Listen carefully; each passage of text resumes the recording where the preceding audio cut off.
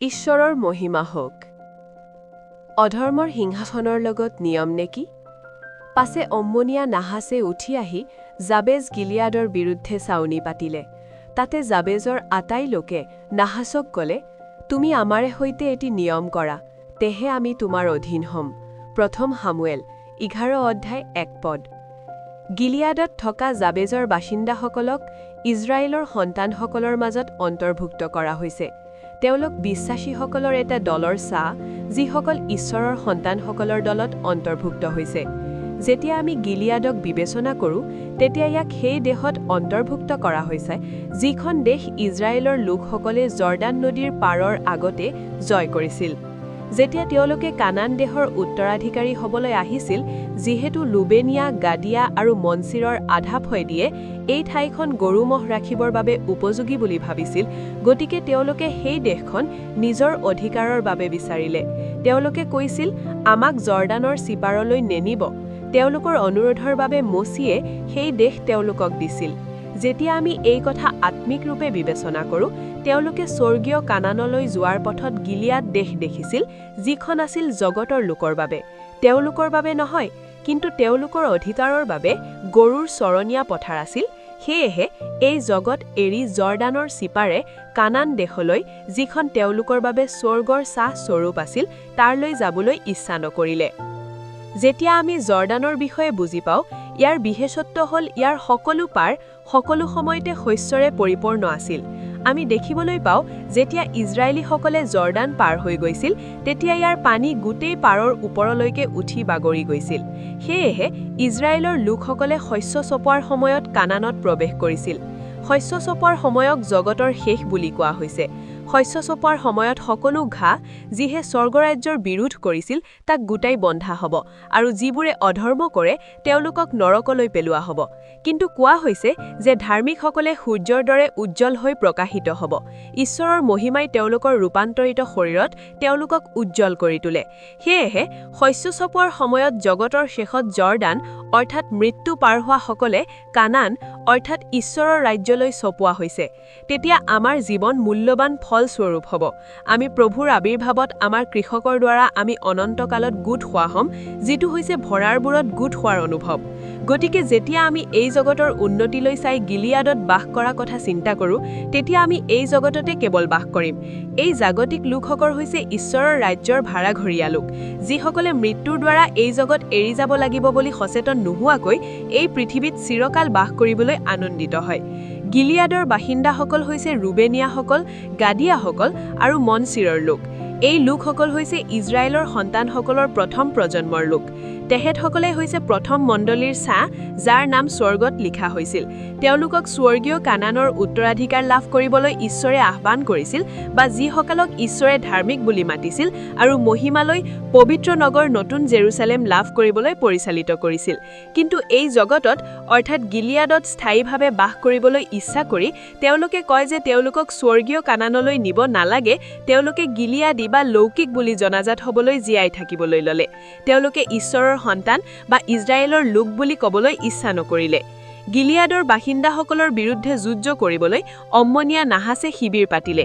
আমি অম্মনিয়া আৰু মোৱাবলীসকলৰ বিষয়ে জানিব পাৰোঁ যে তেওঁলোকৰ জন্ম হৈছিল লোটৰ দুগৰাকী কন্যাৰ পৰা।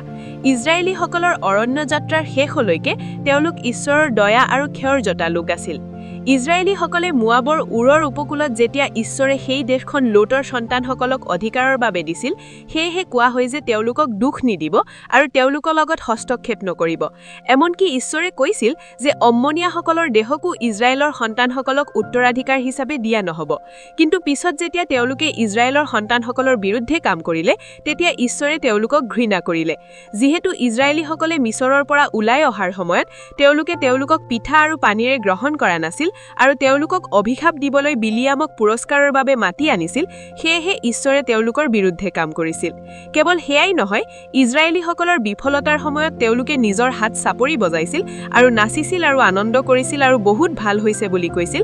সেইবাবে ঈশ্বৰে কৈছিল যে মই তেওঁলোকক ধ্বংস কৰিম। আচলতে এইটোৱে শয়তান আৰু তাৰ দূতসকলক দেখুৱাইছে। নাহাছ শব্দটোৰ অৰ্থ হৈছে সাপ। পুৰণি সাপ, যিয়ে আদমক এডেন বাগিচাত পতিত কৰোৱাৰ পিছত আনন্দিত হৈছিল।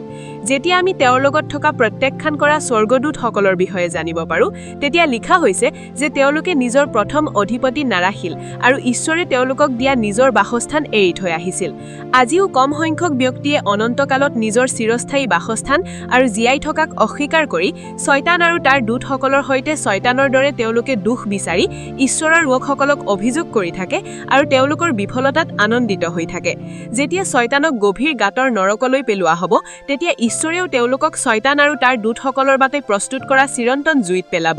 কিন্তু যিসকলক তেওঁলোকৰ দ্বাৰা বদনাম কৰা হৈছিল, তেওঁলোক নিজৰ ঘৰত মহিমাৰে শুই থাকিব, য'ত তেওঁলোকক পেলোৱা দিয়া হ'ব। আমি ঈশ্বৰৰ বস্ত্ৰ পৰিধান কৰি শয়তান আৰু দুষ্টতাৰ বিৰুদ্ধে মল্লযুঁজ কৰিব লাগিব। কিন্তু জাবেজ গিলিয়াডৰ বাসিন্দাসকলে নাহাছৰ লগত নিয়ম কৰিবলৈ ইচ্ছা কৰিছিল আৰু তেওঁলোকৰ বিৰুদ্ধে শিবিৰ পাতি থকা সকলৰ সৈতে যুদ্ধ কৰাৰ পৰিৱৰ্তে তেওঁৰ সেৱা কৰিবলৈ ইচ্ছা কৰিছিল। এইটো তেওঁলোকৰ সমস্যা নাছিল, কিয়নো তেওঁলোক থকা গিলিয়াডৰ দেশখনেই হৈছে নিয়মৰ দেশ। এইখনেই সেই ঠাই য'ত ঈশ্বৰক ভয় কৰা জাকুবে লাবানৰ লগত নিয়ম কৰিছিল। তেওঁলোকে নিয়ম কৰিবলৈ গিলিয়াড পৰ্বতত নিজৰ তম্বু স্থাপন কৰিছিল। এই জগতত বাস কৰাৰ দ্বাৰাই অপৰাধৰ সিংহাসনৰ সৈতে আৰু এই জগতৰ সেনাপতি শয়তানৰ সৈতে সংগতি হোৱাৰ অভিজ্ঞতা লাভ কৰা হয়। যিসকলৰ এই জগতৰ নহয়, তেওঁলোকেহে জগতখনৰ বিৰুদ্ধে প্ৰতিৰোধ কৰিব পাৰে। তেওঁলোক জগতৰ দ্বাৰা ঘৃণিত, কিন্তু যিসকলে এই জগতৰ লগত বন্ধুত্ব কৰিব বিচাৰে, তেওঁলোকে উপলব্ধি নকৰাকৈ এই জগতৰ সেনাপতিৰ লগত চুক্তিবদ্ধ হ'বলৈ ঈশ্বৰৰ শত্ৰু হৈ পৰে। তেওঁলোকে এই জগতৰ অনুৰূপ হ'বলৈ আনন্দিত হয়। এই পৰিস্থিতিত আমি ঈশ্বৰৰ সন্তানসকলে এটা কথা মনত ৰাখিব লাগিব, যিটো জাবেজ গিলিয়াডৰ বাসিন্দাসকলে পাহৰি গৈছিল। লাবানে জাকুবৰ লগত নিয়ম কৰাৰ আগতে তেওঁ এটা কথা কৈছিল। যদিও লাবানে জাকুবক আঘাত কৰাৰ ক্ষমতা আছিল, তথাপিও ঈশ্বৰে লাবানক আজ্ঞা দিছিল যে তুমি সাৱধান, যাতে তুমি জাকুবক ভাল বা বেয়া একো অপকাৰ নকৰিবা। যেতিয়া শয়তানে ইয়ুবক দুখ কষ্টৰ সৈতে আঘাত কৰিছিল, তেতিয়া শয়তানক ঈশ্বৰে কৈছিল, কিন্তু তেওঁৰ জীৱনত হাত নিদিবা। যিসকলে শৰীৰক হত্যা কৰিব পাৰে কিন্তু আত্মাক হত্যা কৰিবলৈ সক্ষম নহয়, তেওঁলোকলৈ ভয় কৰিব নালাগে। সেয়েহে তেওঁলোকে নাহাছ বা শয়তানক ভয় কৰাৰ প্ৰয়োজন নাই। যিহেতু তেওঁলোকৰ জগতৰ লগত বন্ধুত্ব আছে, গতিকে তেওঁলোকে জগতৰ ৰাজকুমাৰৰ লগত চুক্তিবদ্ধ হয় আৰু শয়তানৰ সেৱা কৰিবলৈ ইচ্ছা কৰে, যিটো হৈছে পুৰণি চাপ। কিন্তু নাহাছে অৰ্থাৎ শয়তানে বিচাৰিছিল যে তেওঁলোকে তেওঁলোকৰ চকু উলিয়াই দিয়ক আৰু ইয়াৰে সমগ্ৰ ইজৰাইলৰ ওপৰত নিন্দাৰ পাত্ৰ হ'ব। তেওঁ কৈছিল যে এই চৰ্তৰ ওপৰতহে তেওঁ নিয়ম কৰিব। তেওঁ জাবেজৰ বৃদ্ধসকলৰ পৰা এই কথা বিচাৰিছিল। তেওঁলোক সেই মূৰ্তিৰ মেৰপালক আছিল, যিয়ে জাকক এৰি লোকসকলক দুষ্টতালৈ চলাই নিয়ে। ঈশ্বৰে তেওঁলোকক কৈছে যে তেওঁলোকৰ চকুত তৰোৱালৰ আঘাত কৰিব আৰু একেবাৰে কণা হ'ব। হিমচনক তেওঁৰ শত্ৰুৱে বন্দী কৰিলে আৰু তেওঁলোকে তেওঁৰ চকু উলিয়াই বান্ধিলে আৰু তেওঁক কাৰাগাৰত জাতত পিহিলে। শয়তানে আমাক আমাৰ স্বৰ্গীয় দৃষ্টি হেৰুৱাবলৈ বাধ্য কৰাব আৰু আমাক কেৱল পাৰ্থিৱ মংগলৰ বাবে জীয়াই থাকিবলৈ জাগতিক কৰি তুলিব। ইয়াৰ দ্বাৰাই শয়তানে আমাক দৈনন্দিন জীৱনৰ বাবে আৰু জাগতিক মংগল আৰু ধন সম্পত্তিৰ বাবে কঠোৰ পৰিশ্ৰম কৰিবলৈ বাধ্য কৰাই আমাক শয়তানৰ দাস হিচাপে জীয়াই থাকিবলৈ কাৰাগাৰত ৰাখিব। কেৱল সেয়াই নহয়, তেওঁলোকৰ চকু কঢ়া হ'ব এনে চিন্তা সদায় কিছুমানৰ হৃদয়ত আধিপত্য বিস্তাৰ কৰিছিল। ই তেওঁলোকৰ আধ্যাত্মিক শুকানতা সদায় থাকিব। জাবেজ শব্দৰ অৰ্থ হৈছে শুকানতা।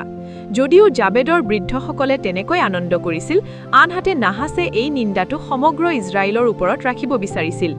ঈশ্বৰে কেতিয়াও এইটো অনুমতি নিদিয়ে, কিয়নো ইজৰাইলসকল প্ৰভুৰ লোক। যেতিয়া ৰজা চৌলে এইবোৰ খবৰৰ বিষয়ে শুনিছিল, তেতিয়া ঈশ্বৰৰ আত্মা তেওঁৰ ওপৰলৈ আহিছিল আৰু তেওঁৰ অতিশয় ক্ৰোধ আহিছিল। যিসকলে তেওঁৰ পাছত আহিছিল আৰু যিসকলে তেওঁৰ সৈতে আহিছিল, তেওঁলোকে একেলগে আমোনীয়সকলৰ সৈতে যুদ্ধ কৰিলে আৰু তেওঁলোকক ধ্বংস কৰিলে। আমাৰ ৰজা প্ৰভু যীশুৰ এই জগতৰ ৰাজকুমাৰৰ লগত একো কাম নাই আৰু তেওঁৰ পৰা কোনো নিয়ম গ্ৰহণ নকৰে।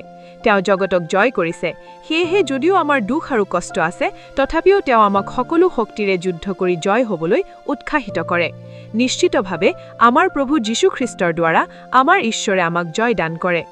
যিহেতু চৌলে কৈছিল যে যিকোনোৱে চৌল আৰু সমুৱেলৰ পাছত নাহে, তেওঁলোকৰ গৰুবোৰ ধ্বংস হ'ব, আমি গিলিয়াডৰ দৰে নহওঁ, কিয়নো তেওঁলোকে গিলিয়াড দেশখন তেওঁলোকৰ গৰু মহৰ বাবে ভাল বুলি দেখি ক'লে যে তেওঁলোকে কানান দেশ নিবিচাৰে। কিন্তু আমি ৰজা চৌল আৰু ঈশ্বৰৰ দাস সমুৱেলৰ পাছত যাওঁ। অন্যথা আমি বুজিব লাগিব যে গৰু মহ বা পাৰ্থিৱ সম্পদবোৰ ধ্বংস হ'ব। আমাৰ ঈশ্বৰে পাৰ্থিৱ সম্পদ ধ্বংস কৰে। ইয়াৰ দ্বাৰাই ধন ধাৰে দি ঋণী বা অভিশপ্ত হৈ পৰে, কিয়নো তেওঁলোকে ঈশ্বৰৰ আজ্ঞা নামানিয়ে জীয়াই থাকে। সেয়েহে আমি মূৰ্তি ৰখিয়াৰ পাছফালে নাযাওঁ। যিসকলে এই জগতখনক ভাল পায় আৰু লগতে শয়তান আৰু জগতৰ সেৱা কৰিবলৈ ইচ্ছা কৰে, তেওঁলোকৰ পাছত নাযাওঁ। আমি আমাৰ ৰজা যীশু আৰু ঈশ্বৰৰ বিশ্বাসী দাস, যিসকলে ঈশ্বৰৰ বাক্য দ্বাৰা পৰিচালিত হয়, তেওঁলোকৰ পাছত যাবলৈ নিজক উৎসাহিত কৰোৱা হওক। তেতিয়া আমি এই জগতত নিন্দাৰ পাত্ৰ নহম আৰু জগতক জয় কৰা যীশুৰ সৈতে জয় হ'ম। আমাৰ প্ৰভু ঈশ্বৰ আমাক সহায় কৰক আৰু আমাক অনুগ্ৰহ কৰক আৰু তেওঁৰ নামৰ মহিমা কৰক।